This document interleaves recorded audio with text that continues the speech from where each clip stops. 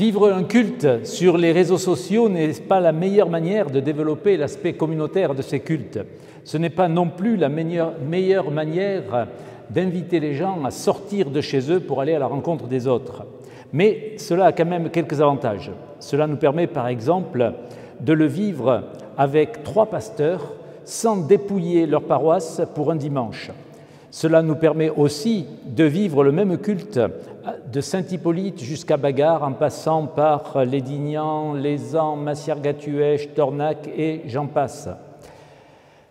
Et ça nous permet de le vivre plus particulièrement avec la communauté de Massiargat-Huesch, où nous nous trouvons pour cet enregistrement et où nous sommes accueillis par leur tout nouveau pasteur François Berguignan, que vous aurez l'occasion d'entendre tout à l'heure. C'est une autre manière de vivre la communion de l'Église. Aujourd'hui, c'est avec l'une de ces invitations de l'Évangile à un repas de fête, à une noce, que nous sommes accueillis. Et c'est cette histoire, vous savez, dans laquelle 10 jeunes filles répondent à l'invitation, mais où finalement seulement 5 d'entre elles participeront au repas. Vivons donc ce culte comme une fête, comme un temps de rupture avec la morosité ambiante.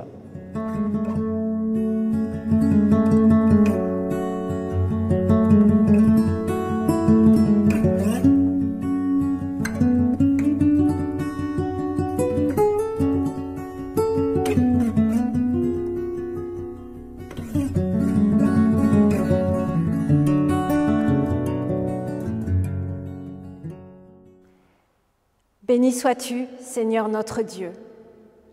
Tu nous as aimés avant que nous te connaissions. Tu nous as donné ta parole pour que nous l'entendions. Tu nous as donné Jésus-Christ pour que nous l'aimions.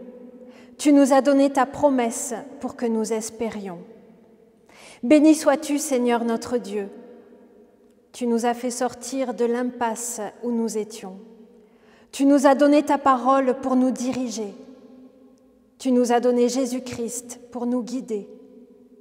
Tu nous as donné ta promesse pour que nous retournions à toi. Béni sois-tu, Seigneur notre Dieu. Tu viens toi-même marcher vers nous. Tu nous donnes ta parole qui nous fait connaître ta volonté. Tu nous donnes Jésus-Christ qui est le chemin et la vie. Tu nous donnes ta promesse qui nous rend joyeux dans l'espérance. Oui, béni sois-tu, Seigneur notre Dieu. Amen.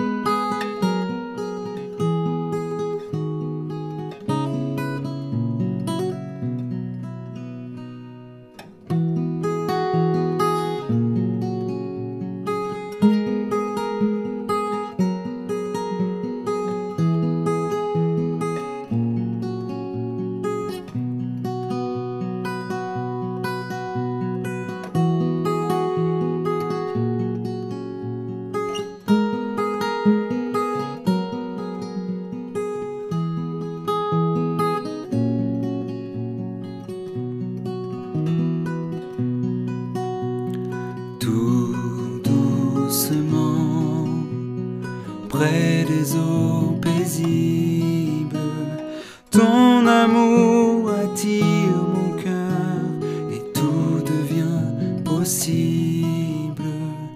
Quand vient le vent et que les mers s'agitent, ta paix vient couvrir mes peurs et tout devient docile.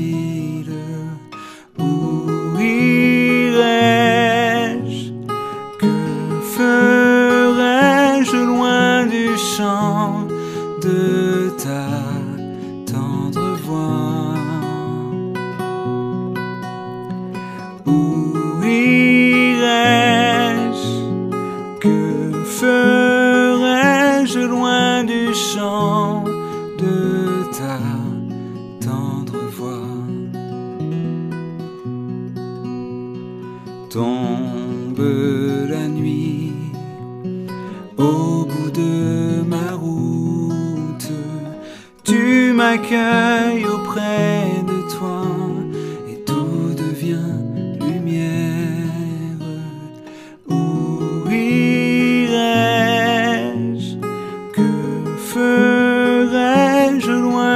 chant de ta tendre voix. Où irai-je? Que ferai-je loin du chant de ta tendre voix? Où irai-je? Que ferai-je loin du chant de ta tendre voix? Où irai-je? Que ferai-je loin du chant de ta tendre voix? Ta tendre voix, ta tendre voix.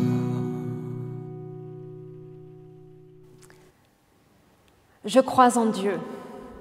Je crois en Dieu parce que Dieu nous a créés à son image et parce qu'il a placé sa confiance en nous. Je crois en Dieu parce qu'il est le Dieu fidèle malgré nos abandons et nos trahisons. Parce qu'il est le Dieu de la paix malgré nos violences et nos guerres. Je crois en Dieu parce qu'il est le Dieu de la justice malgré nos égoïsmes. Parce qu'il s'exprime dans la tendresse, l'accueil, la joie, le partage. Je crois en Dieu qui s'est dit par les prophètes et que le Christ a révélé.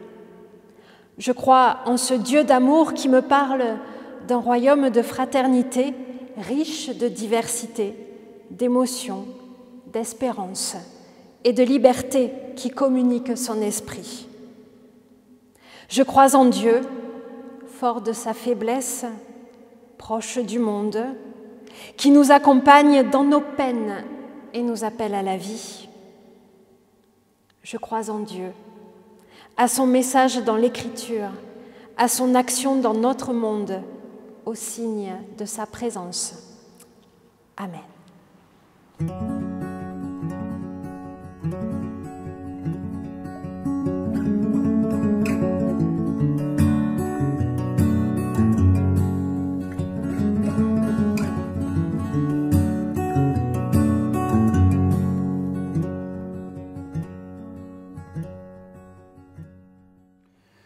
Avant de lire le texte que je vous propose à la méditation, je vous invite à la prière. Notre Dieu, nous allons entendre cette parole que tu veux nous adresser aujourd'hui. Au moment de la méditer et de la proclamer, apaise en nous l'agitation des jours. Rends nos cœurs disponibles à cette parole. Ce que nous te demandons tout simplement ici et maintenant, c'est que tu fasses taire en nous toute autre voix que la tienne et que cette parole, cet évangile que nous allons lire, soit pour chacune et chacun d'entre nous ta parole pour nos existences au quotidien. C'est là ce que humblement nous te demandons, ta parole pour nos vies. Amen. Pour notre méditation, je vous propose un texte dans l'évangile de Matthieu au chapitre 25, la parabole bien connue dite des 10 vierges. Donc au chapitre 25, les versets 1 à 13. Alors le règne des cieux sera comme ces 10 vierges qui avaient pris leur lampe pour aller au-devant du marié. 5 d'entre elles étaient folles et les 5 autres étaient avisées. Les folles, en prenant leur lampe, n'avaient pas pris d'huile avec elles, mais celles qui étaient avisées avaient pris avec leur lampe de l'huile dans un récipient. Comme le marié tardait, toutes s'assoupirent et s'endormirent. Au milieu de la nuit, il y eut un cri « Voici le marié, sortez à sa rencontre !» Alors toutes ces vierges se réveillèrent et préparèrent leurs lampes.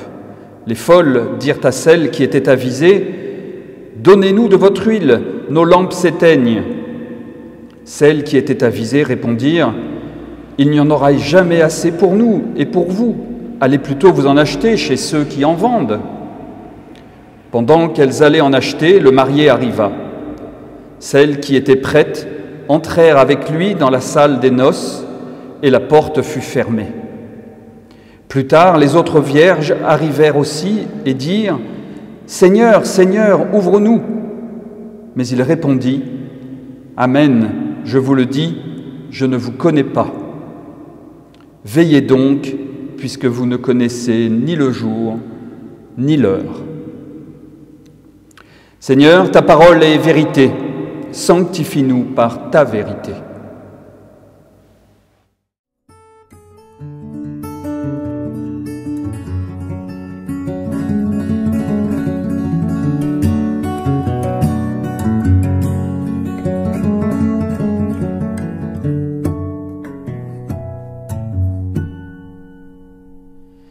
Chers amis, chers frères et sœurs, cette parabole dite des 10 vierges n'est probablement pas le premier texte que j'aurais choisi de commenter pour un début de reconfinement, même si 5 de nos 10 jeunes filles se retrouvent confinées avec l'époux.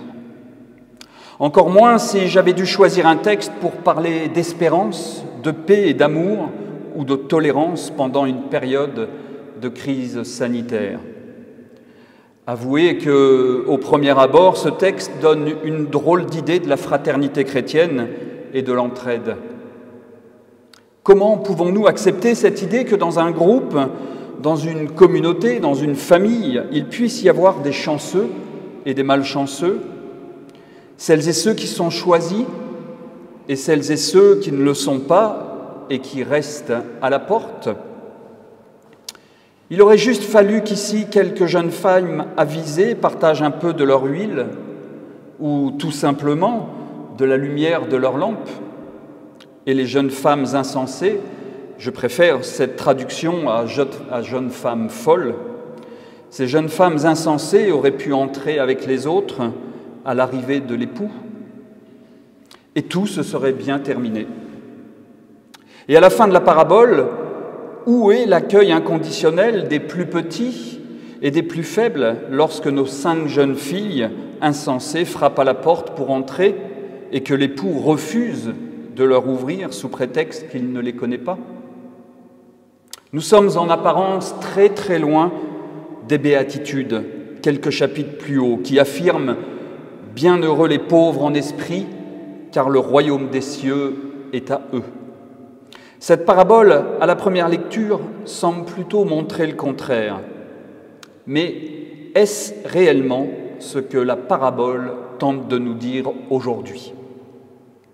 Le hasard du calendrier des lectures du jour met entre nos mains cette parabole maintes fois commentée. Et c'est très bien ainsi, car cela nous permet de mettre à l'épreuve le texte biblique face à la réalité de nos vies quotidiennes.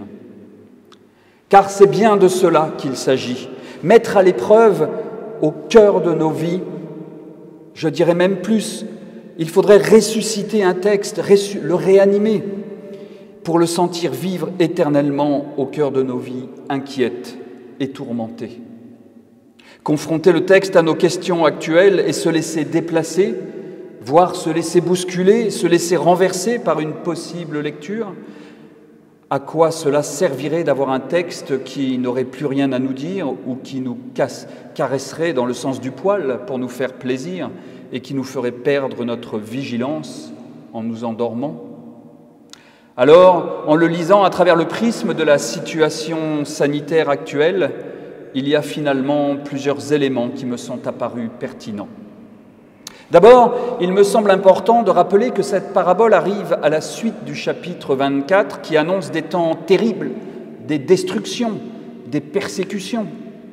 Et les 3 paraboles, dont celle d'aujourd'hui, ces paraboles sont des réponses à ces terribles annonces et les paraboles sont donc là pour dire ce qu'il faut faire dans ces temps difficiles.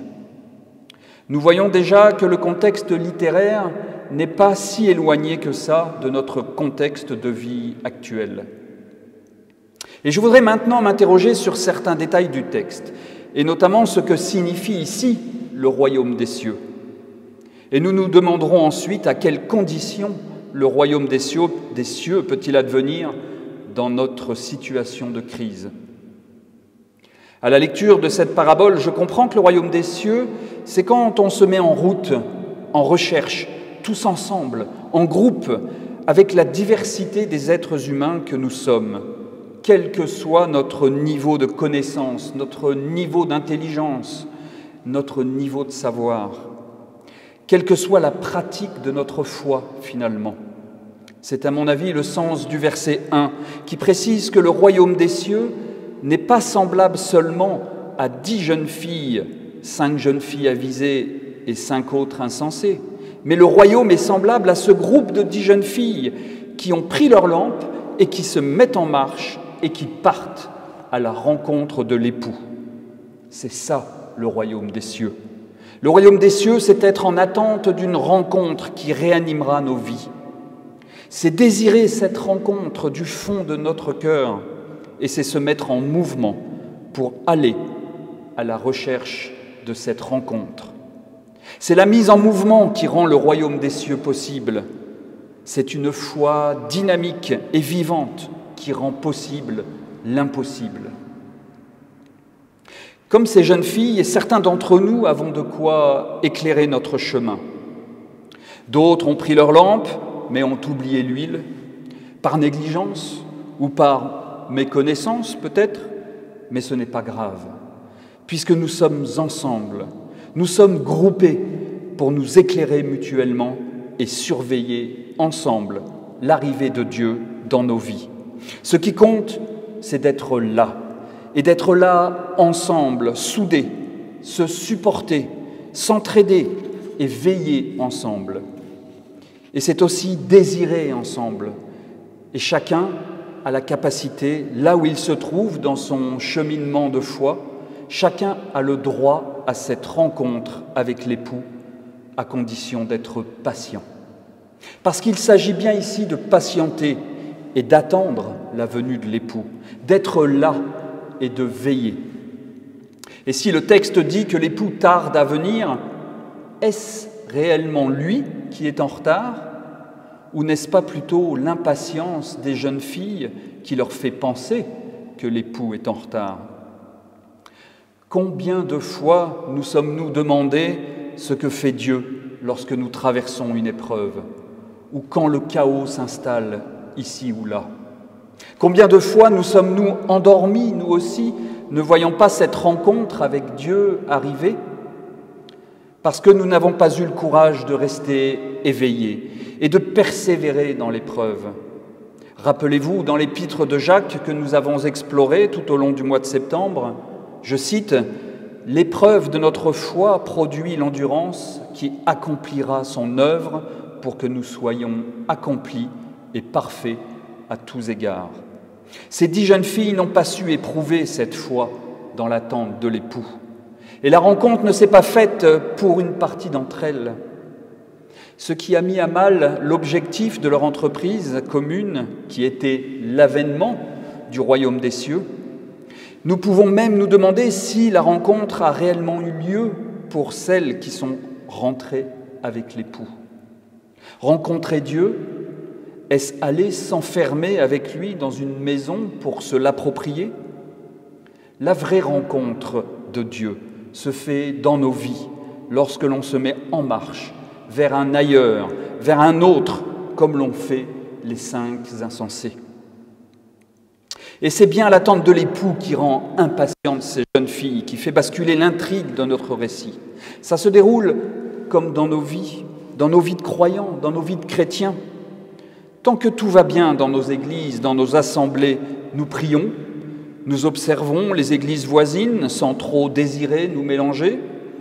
Nous vivons une foi plutôt pépère, jusqu'au jour où l'un ou l'autre, dans le groupe, se permet de dire « Moi, je sais, et pas toi. Moi, j'ai la connaissance, et pas toi. Moi, je détiens la vérité, et pas toi.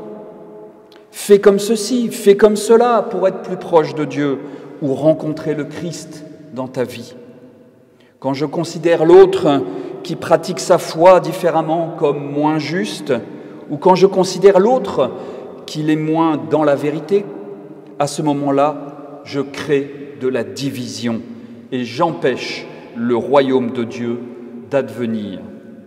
C'est en envoyant les jeunes filles insensées chez le marchand, au lieu de partager l'huile qu'elles avaient, que les jeunes filles avisées divisent le groupe. Il y a rupture. Et ce groupe de 10 jeunes filles en quête de l'ultime, alors que chacune voulait mener sa propre vie à son point d'incandescence, ce groupe est rompu. Il se disloque et il empêche l'avènement du royaume des cieux dans sa plénitude. Et ce n'est pas les plus insensés qui portent cette responsabilité à cause de l'huile qui manquait, mais c'est bel et bien les plus avisés parce qu'elles n'ont pas voulu partager ce qu'elles possédaient. Dans notre texte, les jeunes filles avaient toutes besoin les unes des autres pour veiller, attendre et être là au moment tant attendu. Et ce sont justement les jeunes filles soi-disant avisées qui rompent cette unité, en profitant peut-être de la naïveté des jeunes filles insensées en les envoyant ailleurs. Le royaume de Dieu a besoin de la diversité de nos églises, et je ne parle pas seulement des églises chrétiennes. Le royaume de Dieu a besoin de la multitude de nos pensées, de la diversité de nos réflexions théologiques pour advenir, des fous comme des personnes avisées. Le royaume de Dieu a tout simplement besoin de cette diversité d'hommes et de femmes qui constituent l'humanité pour advenir. Mais cela doit pouvoir se faire dans l'écoute, dans l'entraide et dans le respect mutuel malgré les différences. Cela doit se faire dans la compréhension mutuelle et dans l'attention que chacun et chacune portera à son voisin. Cela doit se faire en restant groupés, comme nous y invite cette parabole. Alors, qu'est-ce que cela signifie dans la crise sanitaire que nous traversons ? Cette parabole m'encourage à limiter la division au maximum. Des familles endeuillées ne peuvent plus vivre le temps de deuil comme ils le souhaitent en étant entourées. Des familles se retrouvent confrontées brutalement au chômage. Bon nombre de familles se retrouvent dans des situations financières extrêmement compliquées. Cette parabole nous invite aujourd'hui à nous rassembler plutôt qu'à nous diviser. Malgré cette crise sanitaire, malgré les crises politiques, malgré les attentats, je crois que l'avènement du royaume de Dieu est possible. Je crois que l'époux de cette parabole arrivera un jour.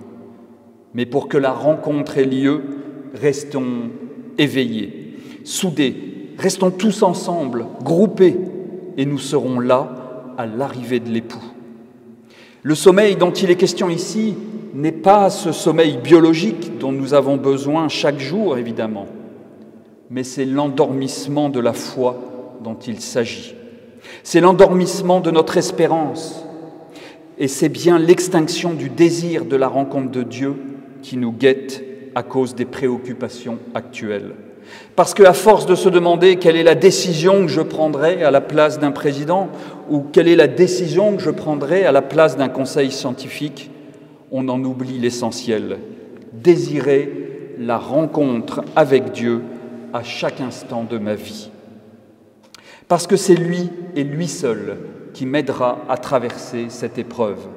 C'est seulement au prix de ce désir fou, insensé, que nous saurons être attentifs aux uns et aux autres, et que chacun d'entre nous saura apporter un brin de folie, un brin de sa foi pour éclairer l'autre, et que chacun d'entre nous saura accueillir et reconnaître l'autre dans sa merveilleuse différence. Amen.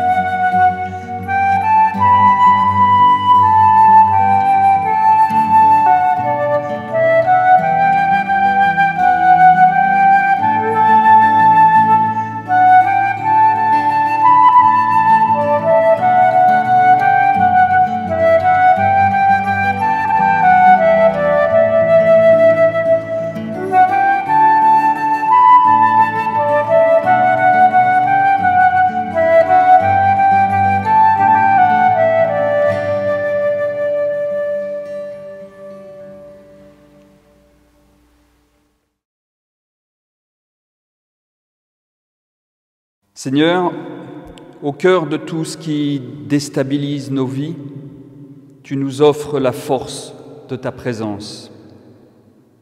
Tu viens ouvrir une brèche dans nos impasses.